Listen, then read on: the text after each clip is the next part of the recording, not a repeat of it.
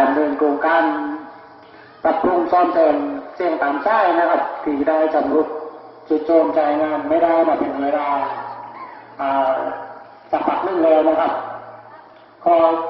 ได้ความเห็นชอบจากพ่อแม่พี่น้องในการดำเนินโครงการไทยยังยืนนะครับที่ได้รับงบประมาณจากทางรัฐบาลนะครับเพื่อนำมาใช้ให้เกิดประโยชน์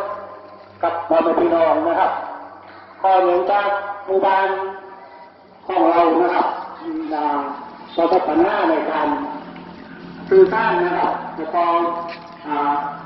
จงข้าวนะครับให้กับพ่อแม่พี่น้องในฐานะตัวนั้นนะครับก็มีความอยู่ประมาณในการมีประโยชน์นะครับหรือว่าการปลูกอะไรนะครับอะไรนะครับพอในวันนี้นะครับหมู่บ้านของเราจะเป็นโครงการนะครับจะเรียกขั้นตอนนะครับพอได้ท